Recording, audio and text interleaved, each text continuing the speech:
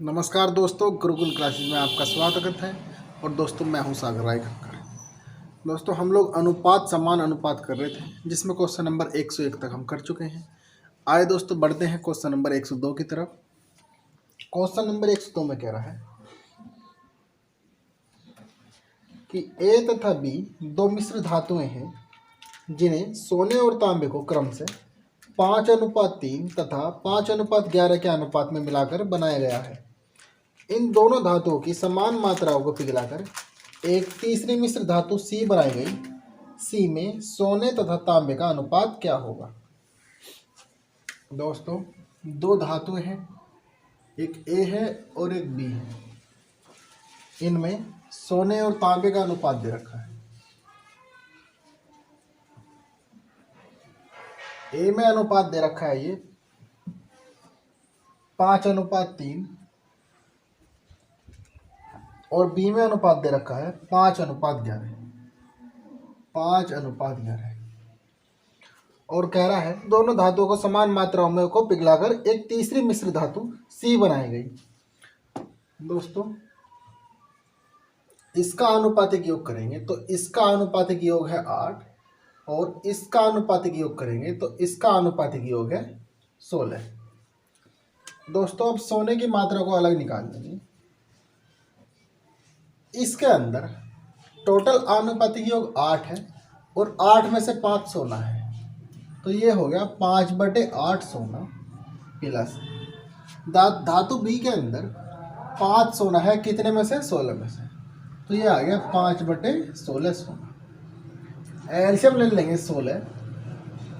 8 से 16 दो बार कट गया तो 2×5 = 10 प्लस के यहाँ पर 16 एकम 16 एक बार कटा तो यहाँ पर 5, यह आ गया आपका 15/16। दोस्तों, ये आ गया आपका सोने का अनुपात। और तांबे को निकाल लेंगे कि दोनों धातुओं में तांबा कितना। तांबा निकाल देंगे। धातु ए में टोटल है 8 और 8 में से है 3 तांबा, तो इसे लिखेंगे 3/8 प्लस धातु बी में टोटल है 16 और 16 में से 11 है तांबा, तो इसे लिखेंगे 11/16। एलसीएम ले लेंगे इसका 16। 8 से 16 कितनी बार कटा? 2 बार, तो 2 × 6 और प्लस 11, यह आ गया आपका 17/16। तो हमसे पूछ रहा था कि धातु सी में सोने और तांबे का अनुपात क्या है। दोस्तों, सोने का अनुपात है धातु सी में 15/16 अनुपात तांबे का अनुपात होगा 17/16। 16 से 16 कट गया, इसलिए धातु सी में सोने और तांबे का अनुपात आएगा 15:17। ये हमारा आंसर होगा। क्वेश्चन नंबर 103 में कह रहा है कि सोना पानी से 19 गुना भारी है, जबकि तांबा पानी से 9 गुना भारी है। इनको किस अनुपात में मिलाया जाए ताकि मिश्रण धातु पानी से 15 गुना भारी हो? दोस्तों, मिश्रण का अनुपात भी दे रखा है और दो अलग अलग दे रखे हैं। कह दिया है कि 19 गुना जो है पानी भारी है सोने से और 9 गुना भारी है किससे? तांबे से। और दोनों को मिला के दे रखा है कि किस अनुपात में मिलाया जाए कि ये दोनों 15 गुना भारी हो मिश्रण से। तो दोस्तों, एलिगेशन नियम अप्लाई करेंगे। इसमें से इसे माइनस करेंगे। 15 माइनस के 9 अनुपात 19 माइनस का 15। 15 में से 9 गई, बचेगा यहाँ पर 6 अनुपात में 19 में से 15 गई 4 बचेगा, 2 से काट देंगे, 2 × 6 और 2 दूनी 4। इस प्रकार दोस्तों हमारा अनुपात आएगा 3:2। दोस्तों, यही हमसे पूछा गया था और ये हमारा आंसर होगा। क्वेश्चन नंबर 4 में कह रहा है जी, दिया गया है कि 24 कैरेट सोना शुद्ध सोना है और 18 कैरेट सोने में 3/4 भाग सोने का है तथा 20 कैरेट में 5/6 भाग सोना है। 18 कैरेट सोने में शुद्ध सोने का तथा 20 कैरेट सोने में शुद्ध सोने का अनुपात क्या होगा? दोस्तों, हमसे अनुपात पूछ लिया, एक तो 18 कैरेट सोने का और 20 कैरेट सोने का। 20 कैरेट सोने का और जबकि हमें दे रखा था कि 18 कैरेट में जो सोना है वो कितना है 3/4, जबकि 20 कैरेट में जो सोना है वो है 5/6। मध्य पदोई गुना करेंगे, बाह्य पदोई गुना करेंगे, ये आ जाएगा आपका 36/18 बटे में आ गया 4×5 = 20। दोस्तों 2 से काट देंगे, 2 × 18 और 2 × 20। इस प्रकार 18 कैरेट सोने का और 20 कैरेट सोने का जो हमारा अनुपात आएगा वो आएगा 9/10। ये हमारा आंसर हो गया। क्वेश्चन नंबर 105 में कह रहा है कि श्री तथा श्रीमती का भार का अनुपात दे रखा है 7:8 के अनुपात में है तथा इनका कुल भार 120 किलोग्राम है। डाइटिंग कोर्स करने के बाद श्री गुप्ता का भार 6 किलोग्राम कम हो गया तथा इनके भार का अनुपात 5:6 हो गया। श्रीमती गुप्ता का भार कितना कम हुआ? दोस्तों श्री और श्रीमती का जो अनुपात दे रखा है वो 7:8 दे रखा है, तो इसे हम मान लेंगे कि ये जो है 7x/8x है। और इन दोनों का भार जो दे रखा है वो हमें दे रखा है 120 किलोग्राम, 120 किलोग्राम, जबकि हमारे पास इन दोनों का योग कितना है 15x। 7x और 8x हो गया 15x। तो दोस्तों 15x तो हो गया 120 किलोग्राम, तो x बराबर कितना 120/15। 15 से 120 को डिवाइड करेंगे तो x बराबर कितना आया 8। x बराबर आ गया हमारा 8। तो यहाँ से हम श्री और श्रीमती का वजन निकाल लेंगे। जब x की जगह 8 पुट करेंगे तो 7×8 = 56। श्री गुप्ता का वजन आया 56 किलोग्राम और श्रीमती का वजन आया 8×8 = 64 किलोग्राम। अब कह रहा है कि डाइटिंग करने के बाद श्री गुप्ता ने अपना 6 किलोग्राम वजन कम कर लिया और इनके भार का अनुपात 5:6 हो गया। तो पूछ रहा है श्रीमती गुप्ता का भार कितना कम हुआ? तो दोस्तों जब श्री गुप्ता ने इनका वजन था 56 किलोग्राम, अपना 6 किलो वजन कम कर लिया, तो यहाँ पर -6 लिख देंगे। और श्रीमती का वजन था 64 किलोग्राम। श्रीमती का हमने मान लिया कि श्रीमती ने अपना x किलोग्राम वजन कम किया, तब जाके इनका अनुपात जो हुआ वो हो गया 5/6। या इसे हम ऐसे भी लिख सकते हैं, 56 में से 6 गए कितना बचा 50/64 माइनस के x बराबर है 5/6। 5 से 50 को काट देंगे 10 बार, क्रॉस मल्टीप्लाई करेंगे तो इसकी गुना इसमें और इसकी गुना इसमें, यहाँ पर आ गया 10×60 बराबर 64 माइनस के x, या x को उठा के बराबर के इस तरफ लाएंगे तो प्लस का बराबर 64 माइनस के 60, या x बराबर कितना आ गया 4। x बराबर आ गया दोस्तों हमारा 4। तो श्रीमती ने कितना वजन कम किया अपना 4 किलोग्राम। दोस्तों ये हमारा आंसर हो गया। क्वेश्चन नंबर 106 में कह रहा है दोस्तों, एक हीरे का मूल्य उसके भार के वर्ग के अनुक्रमानुपाती है। एक हीरा 4 भागों में इस प्रकार टूटा कि उसके टुकड़ों का भार 1:2:3:4 के अनुपात में था। यदि टूटने पर हीरे के मूल्य में ₹7,000 की हानि हुई हो तो मूल हीरे का मूल्य कितना था? दोस्तों यहाँ पर है हीरा और ये हो गया इसका मूल्य, हीरे का भार, और इसका हो गया इधर मूल्य। टूटने के बाद वो हीरा 1:2:3:4 में टूट गया। तो दोस्तों जब हम यहाँ पर इनका आनुपातिक योग करते हैं तो 1 2 3 3 6 और 4 10, 1 2 3 3 6 और 4 10। इस प्रकार इनका आनुपातिक योग जो आ रहा है वो हमारा 10 आ रहा है।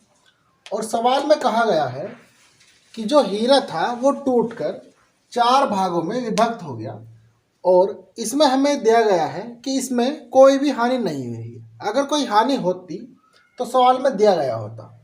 तो इनका अनुपातिक योग 10 के आ रहा है, तो मान लेंगे कि अब जो हीरा है वो 10 ग्राम है और वो अलग अलग पार्ट में टूट गया है, तो पहले भी हीरा 10 ग्राम ही होगा। तो मान लेंगे कि पहले हीरा 10 ग्राम था और कह रहा है कि हीरे का जो मूल्य है उसके भार के वर्ग के अनुक्रमानुपाती है।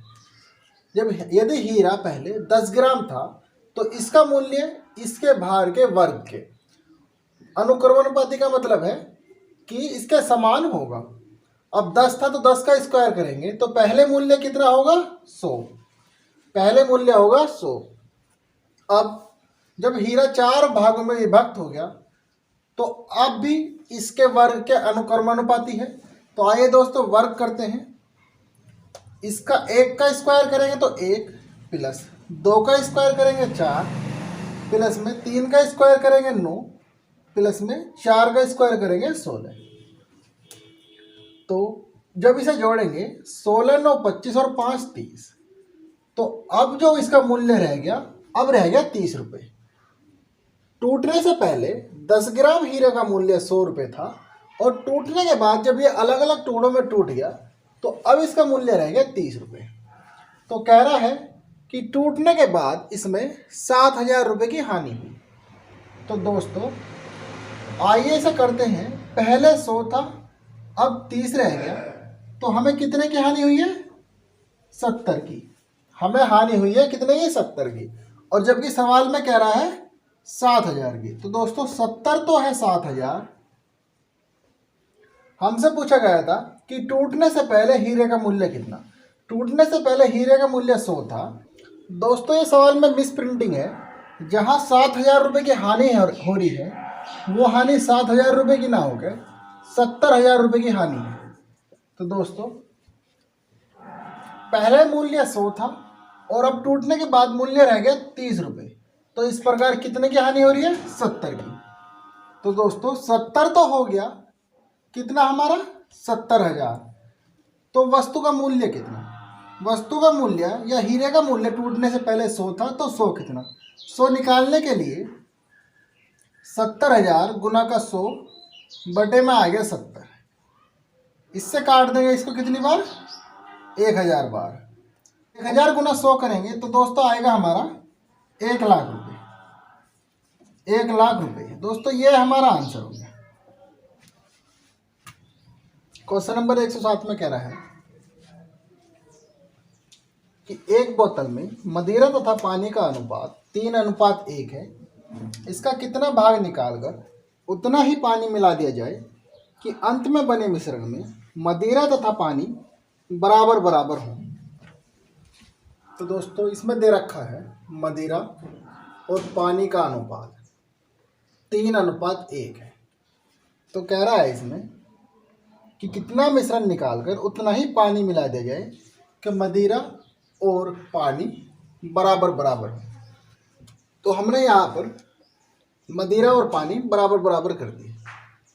तो कह रहा था इसमें कि कितना मिश्रण निकालकर उतना ही पानी मिला दिया जाए।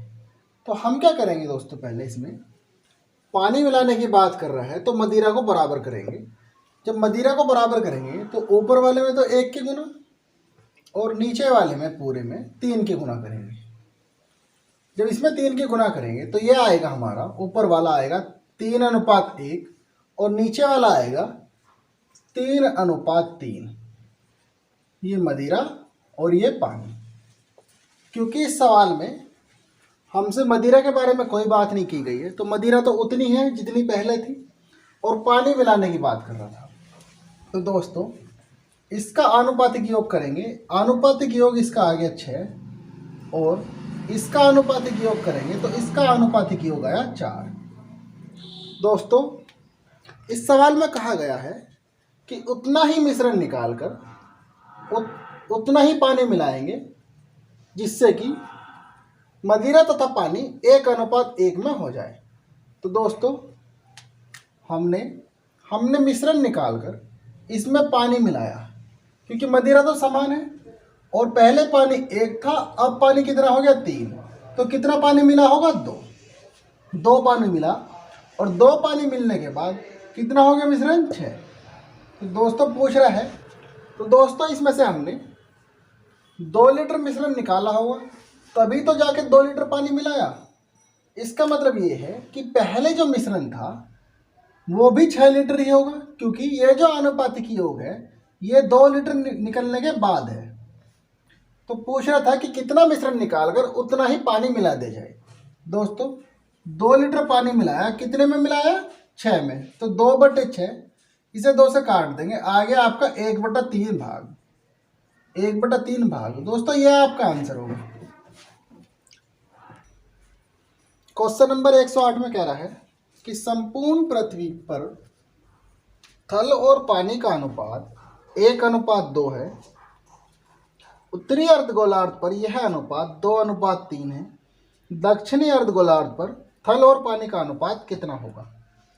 दोस्तों संपूर्ण पृथ्वी का दे रखा है थल और पानी का अनुपात। थल और पानी का अनुपात जो है 1:2 है।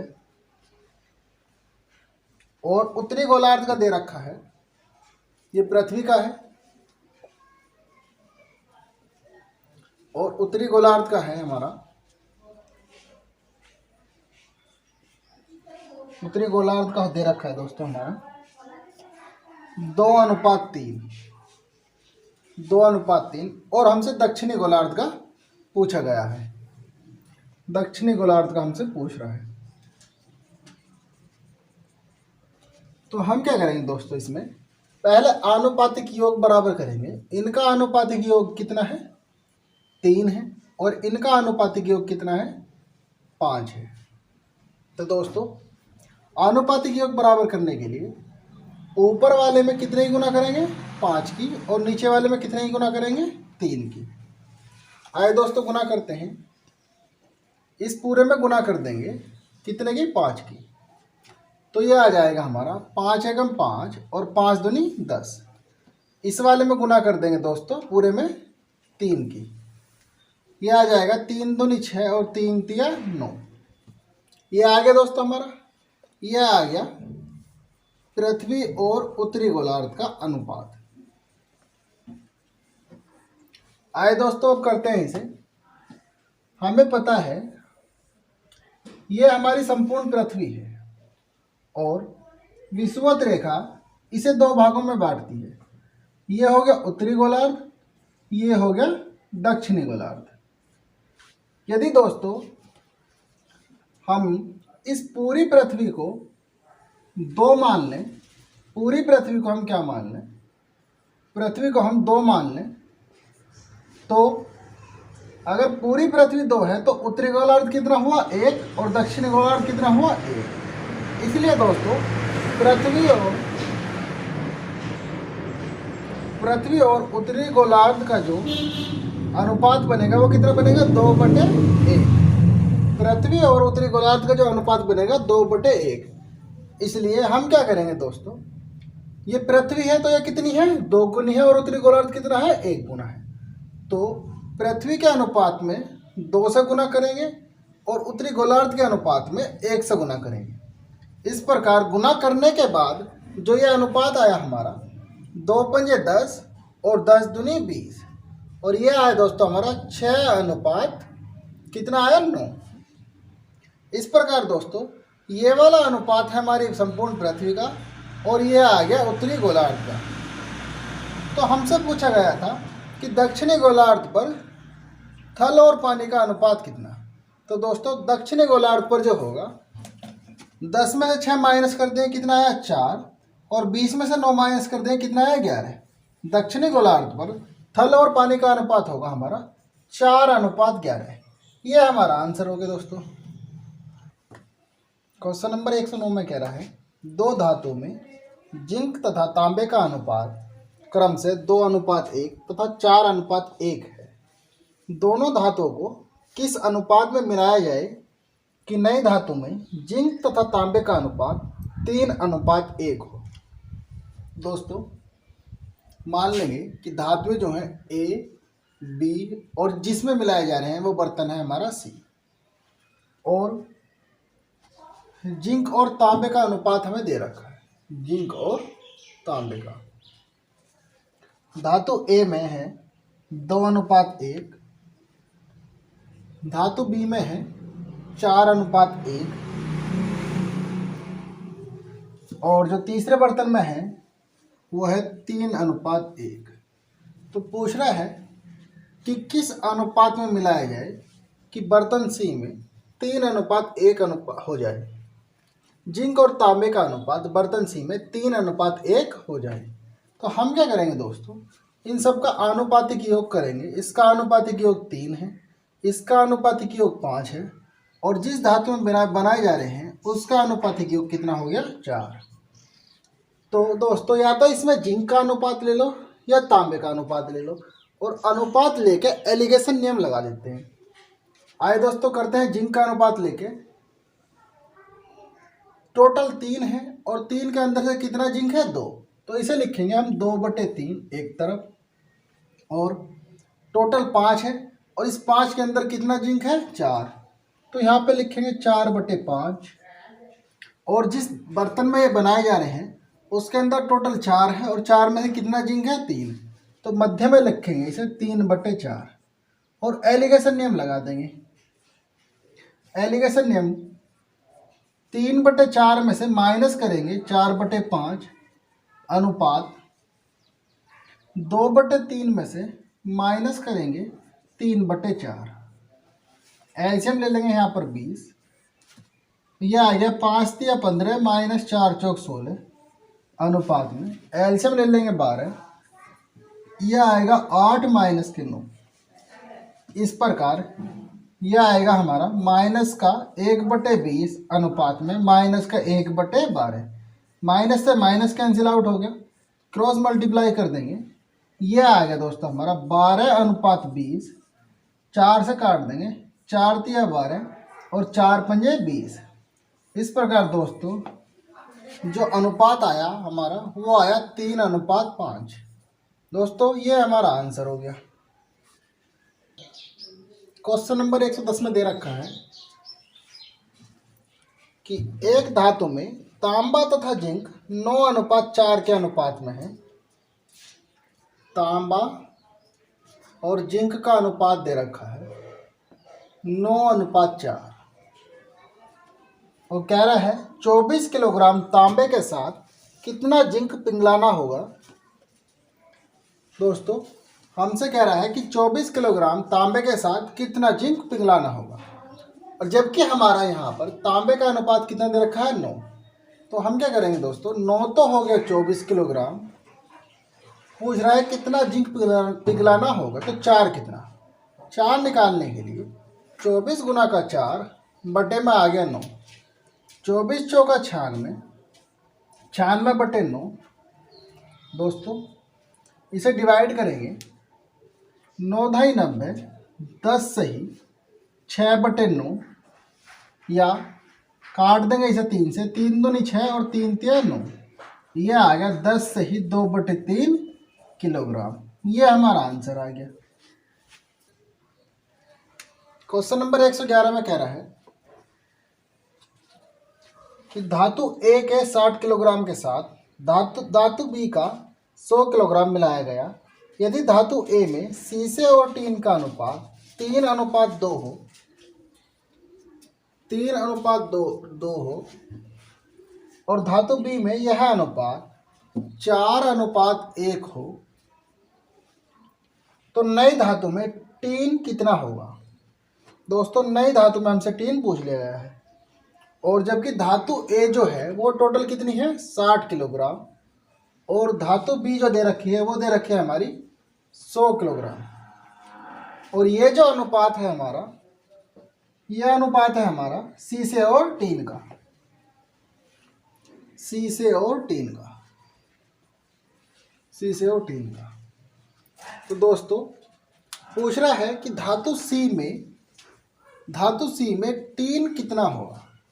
तो दोस्तों टोटल इनका अनुपातिक योग कितना हो रहा है, 5, और 5 हमें दे रखा है कितना, 60 किलोग्राम। तो 5 तो हो गया 60 किलोग्राम, इसमें टीन कितना है, 2, तो 2 कितना, 2 निकाल देंगे दोस्तों।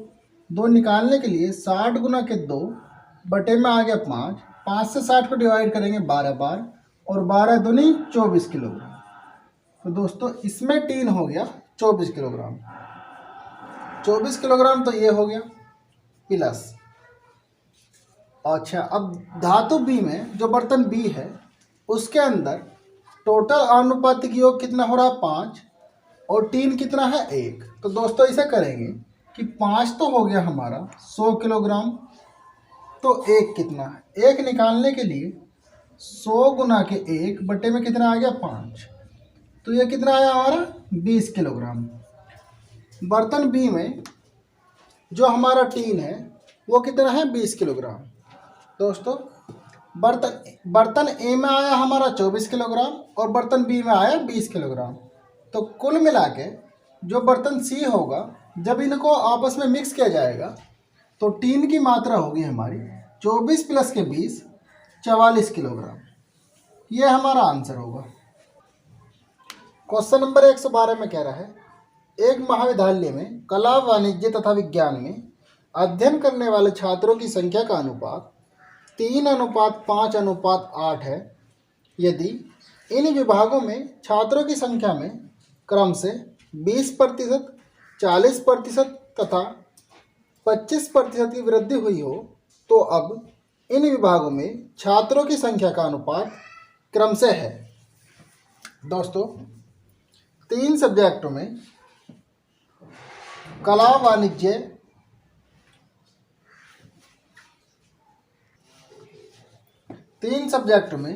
कला, वाणिज्य और विज्ञान में इनका अनुपात दे रखा है 3:5:8।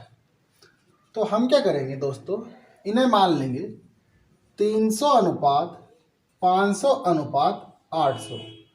पॉइंटों से बचने के लिए हमने 2-2 जीरो बढ़ा दी। अब कह रहा है कि इनमें क्रम से 20% की वृद्धि, इसमें 40% की वृद्धि और इसमें 25% की वृद्धि की जाए, तो अब इन संख्याओं में विद्यार्थियों का क्या अनुपात होगा। दोस्तों 300 तो थे ये पहले, यदि 20% और इसका निकालें तो 300 का 20% हमारा आएगा, 2 जीरो है, 2 जीरो कट गई, 3 दूनी 6, 300 का 20% आया हमारा 60। तो 300 थे पहले, अब कितने हो गए ये 360 अनुपात। दोस्तों इसमें है 500 और 500 का 40% वृद्धि करेंगे तो 500 का 40/100 निकालेंगे, 2 जीरो है, 2 जीरो कट गई, 5 चौक 20, कितना आ गया 200। तो 500 थे पहले, 200 की और वृद्धि होगी, ये कितने हो गए 700। और इसमें 800 का 25% की वृद्धि करनी है, तो 25 से 100 कट गया कितनी बार 4 बार, और 4 से इसे काट देंगे, कितना आ गया 200। तो दोस्तों 800 तो था पहले, 200 की और वृद्धि होगी तो ये कितना हो गया 1000। और हमसे पूछ रहा था कि वृद्धि होने के बाद इन संख्याओं में विद्यार्थियों का क्या अनुपात है। तो दोस्तों 0 से 0 काट देंगे, ये हमारा आ गया 36:70:100। 2 से इसे काट देंगे, यह आ जाएगा 18:35:50। दोस्तों ये हमारा अनुपात आ जाएगा, यह आंसर हो गया। क्वेश्चन नंबर 113 में कह रहा है, एक कॉलेज में कला तथा वाणिज्य संख्याओं में विद्यार्थी क्रम से 4:5 के अनुपात में थे। वाणिज्य संकाय में 65 और विद्यार्थी द्वारा प्रवेश लेने पर यह अनुपात क्रम से 8:11 हो गया। कला संकाय में कितने विद्यार्थी हैं। दोस्तों कला और वाणिज्य संकाय का अनुपात हमें दे रखा है, ये जो हमें अनुपात दे रखा है 4:5 के अनुपात में दे रखा है, तो इसे हम मान लेंगे ये है 4x/5x। इसे इस प्रकार लिख लेंगे 4x बटे में है 5x विद्यार्थी हैं। और कह रहा है कि वाणिज्य संकाय में 65 और विद्यार्थी द्वारा प्रवेश लेने पर यह अनुपात 8:11 हो जाता है।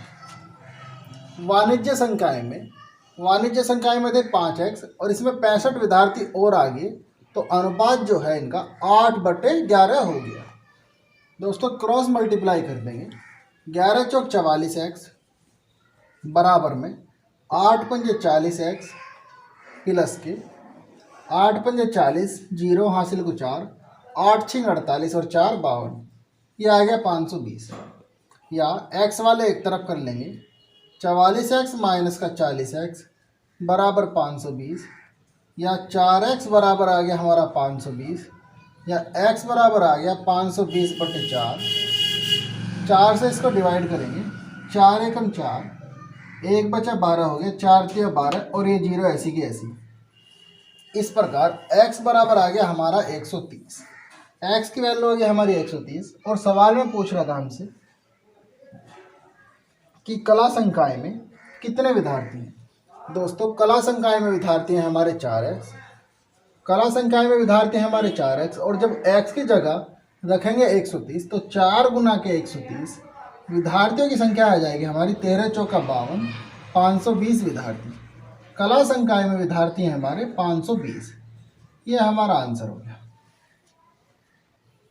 क्वेश्चन नंबर 114 में कह रहा है कि 3 विद्यालयों ए, बी तथा सी के छात्रों का अनुपात क्रम से 5:4:7 है। इन विद्यालयों में छात्रों की संख्या में क्रम से 20%, 25% तथा 20% की वृद्धि होने पर यह अनुपात होगा क्रम से। दोस्तों तीन विद्यालयों में हमें 5:4:7 दे रखा है। ए बी सी का अनुपात ABC 5:4:7 दे रखा है। तो अपनी सुविधा के लिए, पॉइंटों से बचने के लिए हम क्या करेंगे, इसे 500, इसे 400 और इसे 700 मान लेंगे। और कह रहा है इसमें कि इनमें क्रम से 20% की वृद्धि, इसमें 25% की वृद्धि और फिर इसमें 20% की वृद्धि होने पर इनमें अनुपात क्रम से होगा। तो दोस्तों 500 तो था ये पहले से, और 500 का जब 20% की वृद्धि होगी तो कितना बढ़ना चाहिए, ये 2 0 से 2 0 काट देंगे, 5 दूनी 10, कितना बढ़ेगा ये 100। 500 तो था पहले, 100 की और वृद्धि होगी तो ये कितना हो गया 600 अनुपात में। इस 400 का 25% की वृद्धि हो रही है, तो 400 का 25% निकालेंगे तो कितना आएगा 100। 400 पहले था, 100 की और वृद्धि कर देंगे तो ये कितना आएगा 500 अनुपात में। कह रहा है 700 का 20% की वृद्धि। तो दोस्तों 2 0 2 0 कट गई, 7 दूनी 14, 140 की वृद्धि। 700 पहले था, 140 की और वृद्धि होगी तो ये कितना हो गया 840। दोस्तों एक एक जीरो काट देंगे सब में से, ये आ गया हमारा 60:50:84। 2 से कट रहा है, काट देंगे, ये आएगा हमारा 30, ये 25 और ये आ गया हमारा 42। तो दोस्तों जो इनका अनुपात होगा वो होगा 30:25:42। ये हमारा आंसर होगा। क्वेश्चन नंबर 115 में कह रहा है कि 3 संख्याएं क्रम से 3:4:5 के अनुपात में है। पहली तथा तीसरी संख्या का योग दूसरी संख्या से 52 अधिक है। सबसे बड़ी संख्या क्या है। दोस्तों 3 संख्याएं हमें दे रखी हैं, 1, 2 और 3, और इनका अनुपात दे रखा है हमारा 3:4:5, या इसे हम मान लेंगे 3x:4x:5x। और सवाल में कह रहा है कि पहली तथा तीसरी संख्या का योग, पहली और तीसरी संख्या का योग जो है दूसरी संख्या से 52 अधिक है, दूसरी संख्या से 52 अधिक है। तो दोस्तों पहली और तीसरी का योग दूसरी संख्या से 52 अधिक है, तो हम क्या करेंगे, इसे भी 52 दे देंगे यहाँ पर, तो ये दोनों संख्याएं आपस में बराबर हो जाएंगी। और पहली संख्या हमारी कितनी है दोस्तों, यहाँ पर है 3x, तीसरी है 5x बराबर, दूसरी है हमारी 4x प्लस के 52। 3 5 हो गया ये 8x, इधर से ये माइनस का आ गया 4x बराबर 52, या 4x बराबर आ गया 52, या x बराबर कितना आ गया हमारा 13, x की वैल्यू आ गई हमारी 13।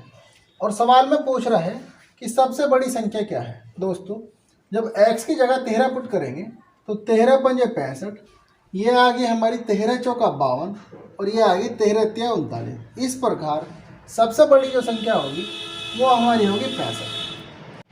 लगाया था कि सबसे बड़ी संख्या क्या है, इस प्रकार हमारा आंसर होगा 65। दोस्तों इस वीडियो में इतना ही, मिलते हैं अगली वीडियो में, तब तक के लिए नमस्कार।